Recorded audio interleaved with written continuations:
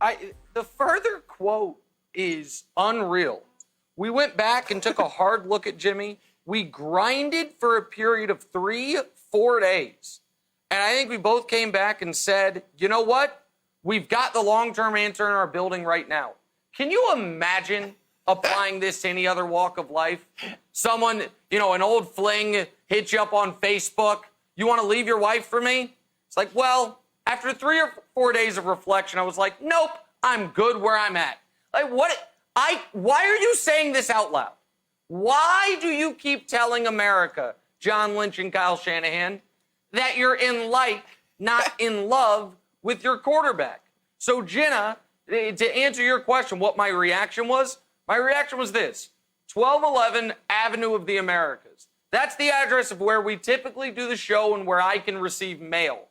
All the Niner fans who were sending me hate all year because I didn't believe in their quarterback, because I was being unfair to their quarterback, because I wasn't giving him credit because he actually had the best passer rating in the league on possessions following an interception, which is just a perfect stat and one people really care about.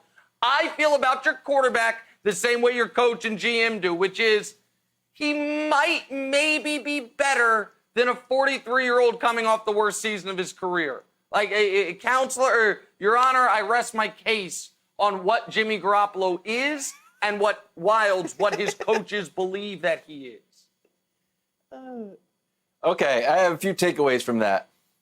Greg, and I'll kick it to you. The first is, I didn't realize you were getting that much physical mail at the office. Of 49ers fans are big fans of the written word, so that's nice. You have a big stack of written hate mail is nice. Greg, the question is for you.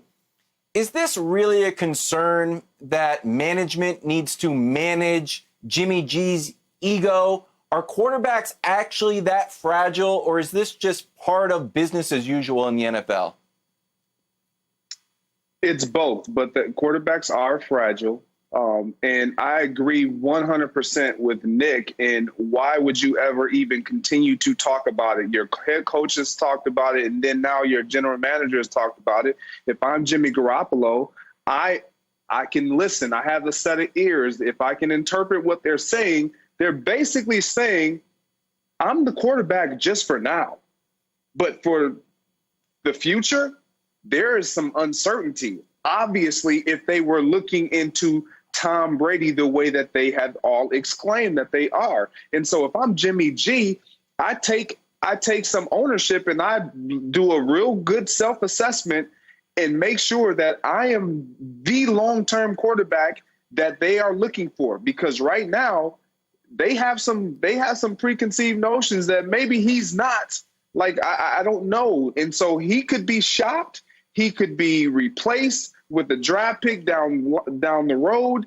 You never know. And if I'm Jimmy G, I want to ensure that I am that guy. So he better step up his passing game. We know that he can turn around and hand it off, but he better step up and be able to do some things damagely in the passing game, dropping back and making sure he's accurate, consistent, and he's bearing the load, not so much that running game. Now, you guys make a great point. Nick, if you're Jimmy G, you just took your team to the Super Bowl. If you had one more quarter, you might have even won that game. And now your coach and your GM, they're out flirting with somebody else. Is Jimmy Garoppolo set for the future? I mean, could Brady have been a better answer for them? I mean, what do the next couple of years look like now when you know there's this little bit of doubt that has sort of crept into this organization with regards to their quarterback? So a few things. One is, in fairness, if that Super Bowl went 5 quarters, I think the Chiefs probably win by 31 instead of by 11. I don't think it goes in the other direction. That was trending bad for Jimmy G and the 49ers. I mean, listen, they were down 10 with 6 minutes left. They won by 11. I don't think it was turning around the other way. But if the Super Bowl was 1 quarter less, Jenna, they would have been Super Bowl champions. And so I understand the point. Listen, what the Niners are making clear is, the divorce would be too expensive, so I'll stay. That's what it is. Do we think if Jimmy G wasn't under contract, they would have chosen this? The Tennessee Titans have more faith in Ryan Tannehill than the San Francisco 49ers have in Jimmy Garoppolo. We are seeing that from choices they made. Ryan Tannehill was not under contract. They could have left. Vrabel could have reunited with Brady. Would have made perfect sense. Stay in the AFC, warm weather, winnable division. And the Titans looked at their quarterback situation, Ryan Tannehill, for 3 or 4 days, and they said, let's give him $110 million. The Niners looked at their quarterback situation for 3 or 4 days and said, I guess we'll stick with our guy who's 15 years younger, coming off the best year of his career. That tells you everything you need to know. So, Wildes, I agree with Greg 100%. Yeah, that Jimmy Garoppolo should be renting, not buying. That he should not have full confidence that he is going to be in San Francisco long-term, Wildes. I know. Well, the real estate in San Francisco is so expensive. Renting might be the only option, too.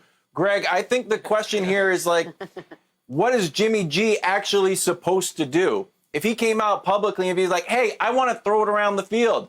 Turn me loose. Let me sling it down the field. People would be killing him because they're winning games working how it is. So I don't know what the guy is supposed to do. To me, and tell me if I'm wrong, he is taking the game plan and winning games and then getting criticized for it.